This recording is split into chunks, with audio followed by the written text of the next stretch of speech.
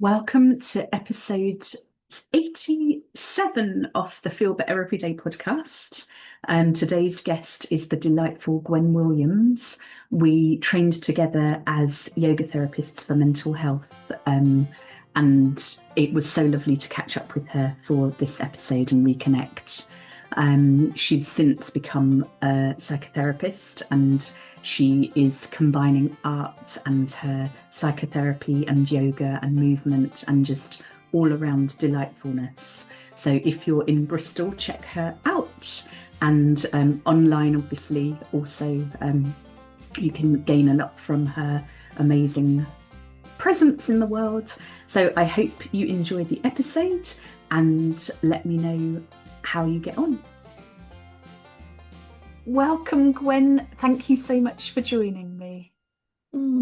Thank you for having me, Eve. It's really nice to be here. It's so funny because I met you, we used to sit together a lot in the yoga therapy training we did with the Minded Institute, and you were pregnant at the time, and I couldn't believe that I was struggling because it was a lot. It was amazing, but it was a lot. And there you were, and now finding out how old your first son is, it's like, wow, like you say, it is a huge marker of time. But yeah, it's gorgeous seeing what you've been doing with the work and how it's evolved for you. And it looks so beautiful in the video. Do you want to say a little bit more about how it has evolved for you, where people can find you? Yeah, thank you. So it's lovely to reconnect with you. And yeah, it was about it was like 13 or 14 years ago that we were doing that training together. Um, so that training in yoga therapy with the Minded Institute. Um, so I suppose that's been part of an ongoing process for me of exploring, training, sharing different body and movement-based work. Yeah, Um, so yeah, so after that I did some training in focusing. So I kind of yeah, embodied, lovely, gorgeous embodied wonderful. practice, and in women's health. And then in dance, I trained as a dance movement psychotherapist. So I did an MA in that, which I completed about a year and a bit ago. Congratulations.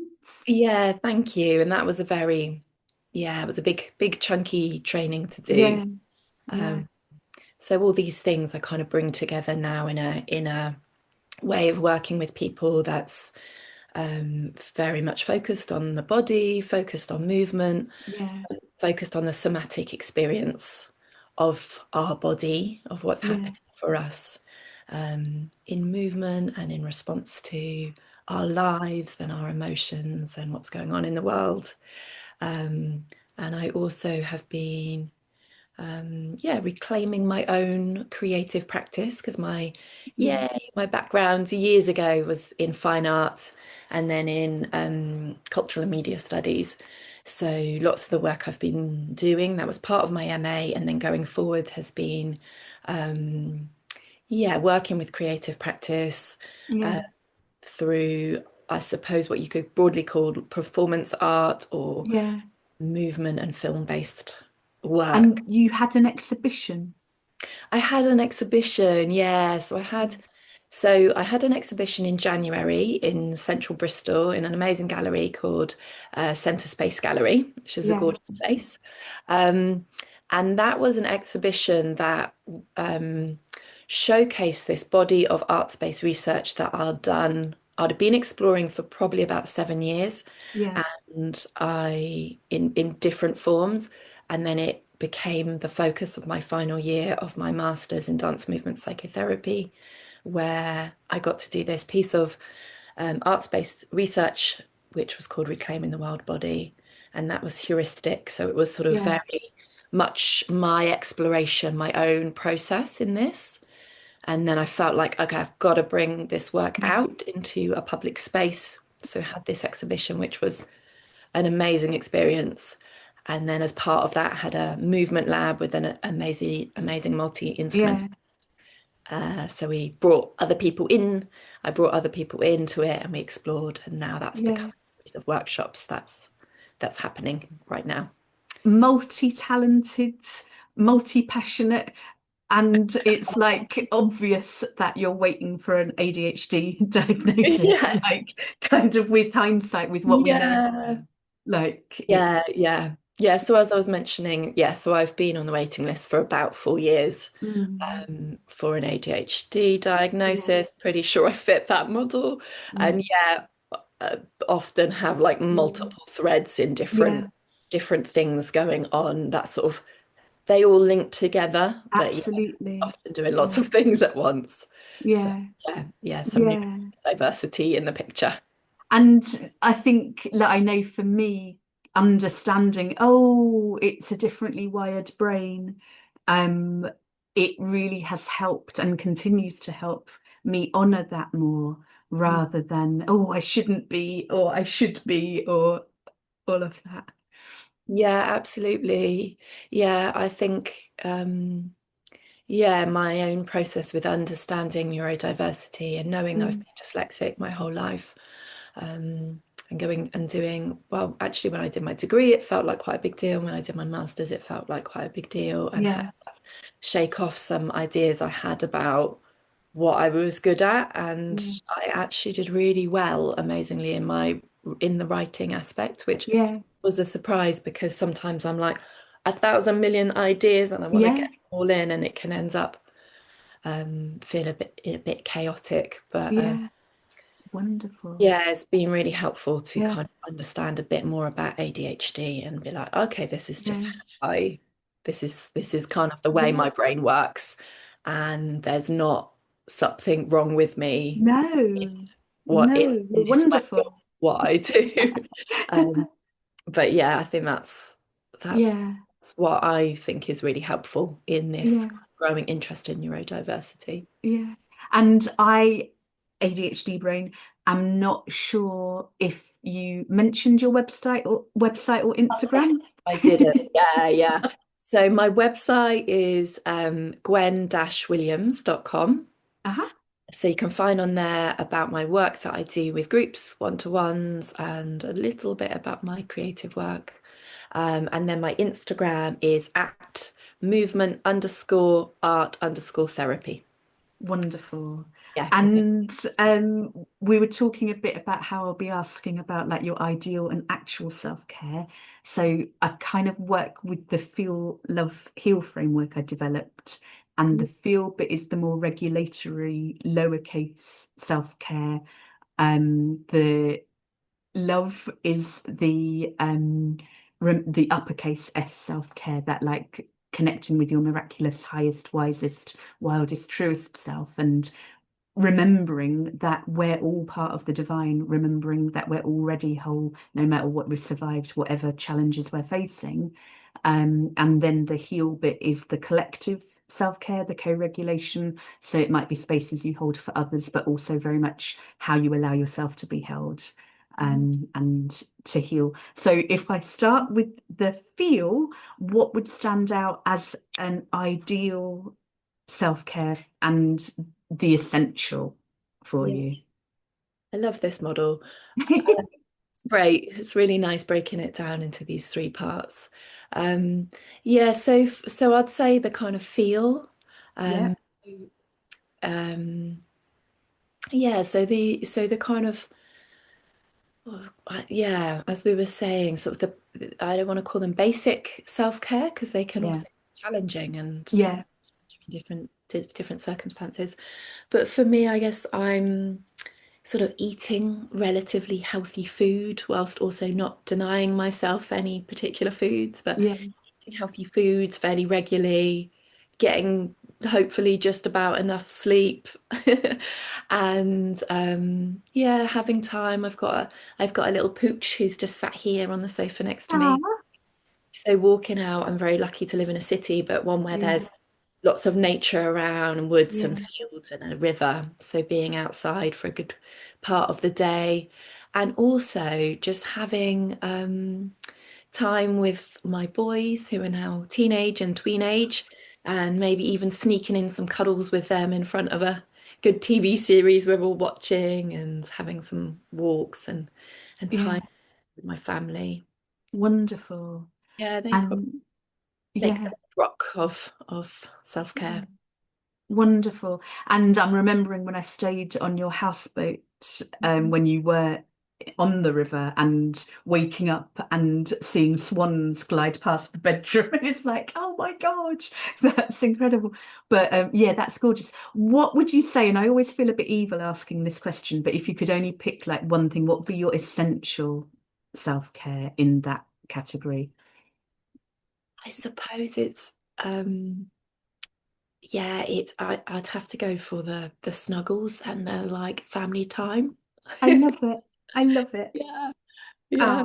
Oh, and moving to the love part. So with the feel part, it's very much when we have the bandwidth to do the things that will help us regulate.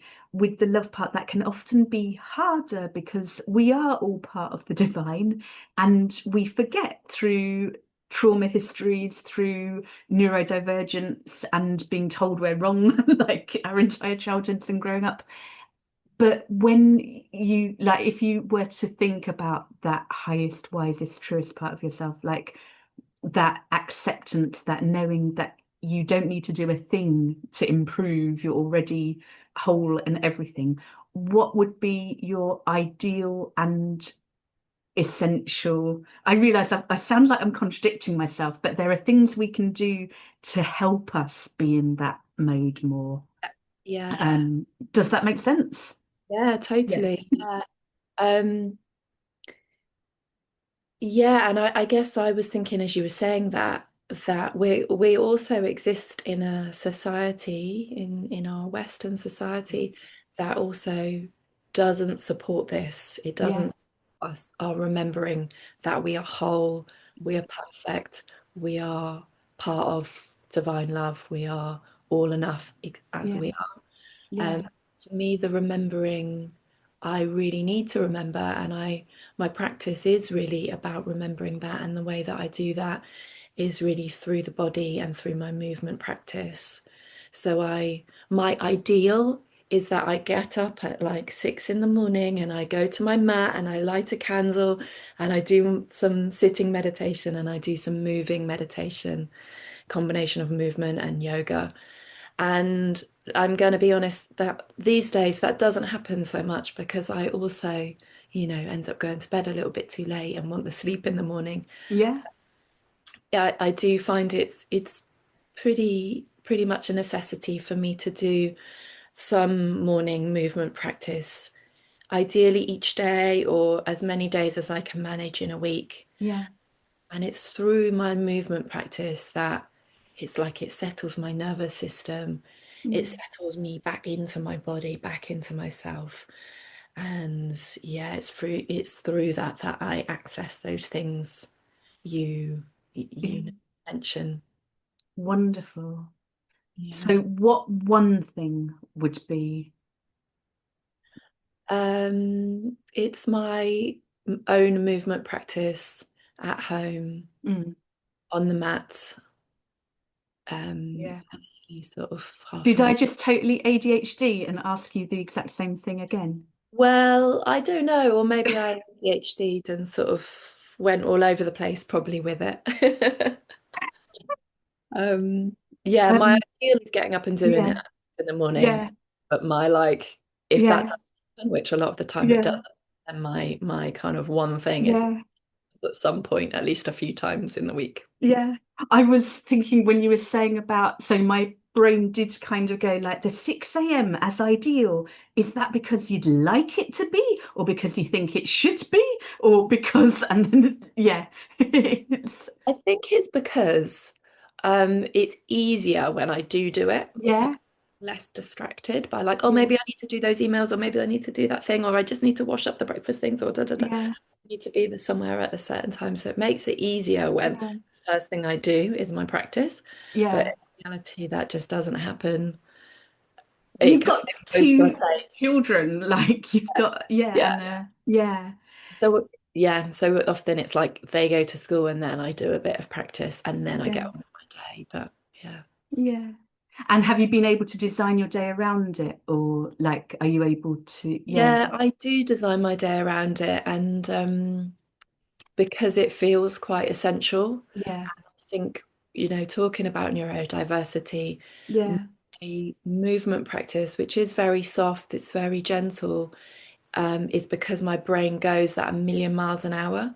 So doing a movement practice that is very like dynamic or pushes me and fast pace, it's yes, like my brain's already doing that. So I kind yeah, of need a slow, gentle practice. yeah, Actually, it's pretty essential for me to stay well yeah, and to stay regulated. yeah. I Yeah. love it. And moving to the heal part, you've already mentioned snuggles. That's part of the kind of co-regulation, the collective care, um, and like kind of potential post-traumatic growth. It's the you are doing so much in your community. I just love seeing your posts and hearing about it. And do you want to say like more about like in an ideal world, what you would offer and accept in terms of the heal part and also the bare essential like Yeah. Um, yeah, so I suppose maybe I'll start with the bare essentials. hmm So, yeah, there's kind of the collective in my yeah family having that connection. And then for me, I dance in shared spaces, in five rhythms class and somatic yeah dance classes, and kind of having that once a week-ish yeah sort of feels pretty essential for me. And yeah that's for and being so going as a participant, being held in that space, yeah being part of this amazing community that really, really lucky to have access to. That does feel like kind of an essential. And then it's great if I can get it up to a couple of yeah times a week. Oh, you can probably see Yoshi a yes little bit here.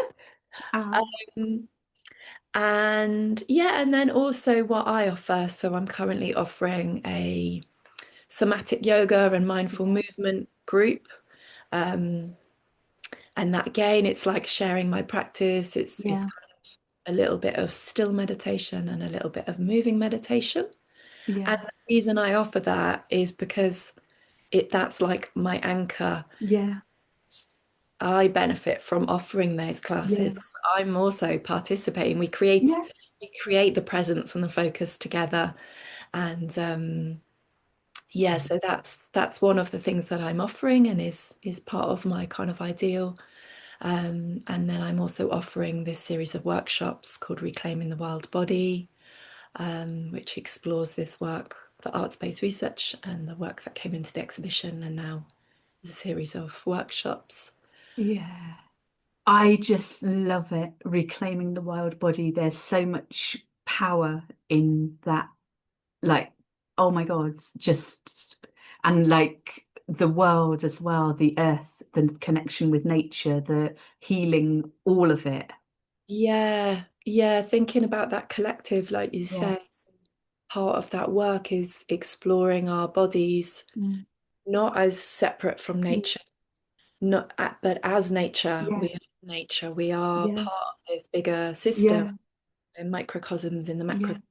And yeah, it's been a process of exploring what happens to my body when I'm Yeah. engaged in the landscape and in the Yeah. environment, and when I really submerge myself in that, what happens to my nervous system, my body, my Mm. movement, my breath, my internal experience, my internal landscape. And Yeah.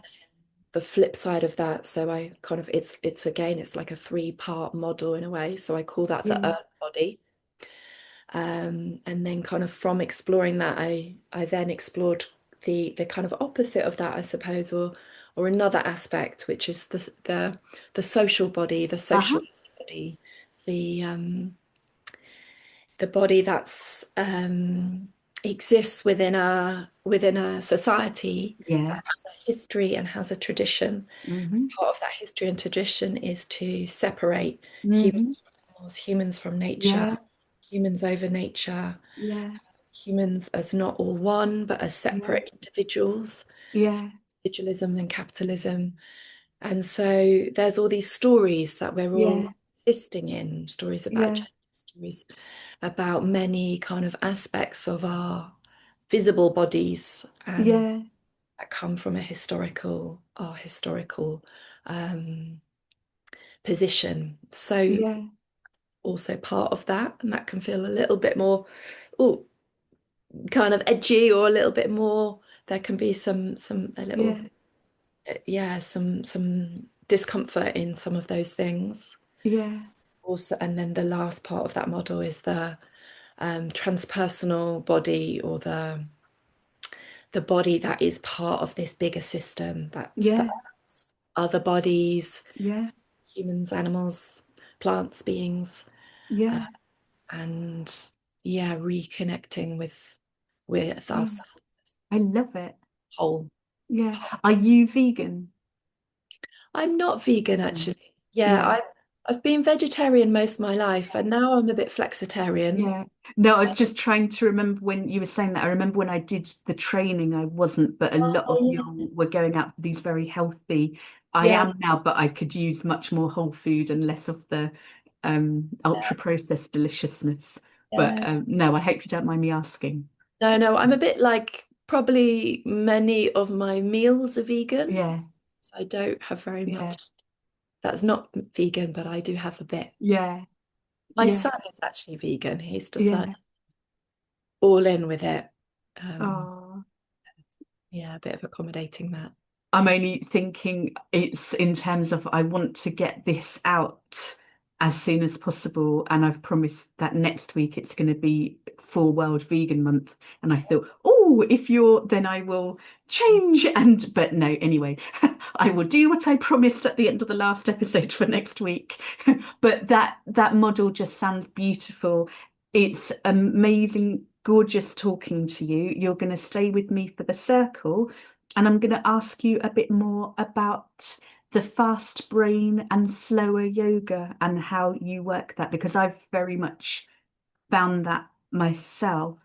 Yeah. And someone recently said to me, I was in a like warm yin class, Mm. and he said I had a yin vibe, and I was like, oh, that's so sweet. It's so not true. I have to work so hard. It's utter torture, but nearly 50, I can manage it and benefit from it. In my 20s in London, it was pure torture, and so I'd love to go into a little bit more around that for the circle.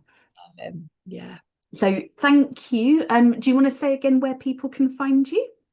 Yes, so you can find me. I have a website, gwen-williams.com.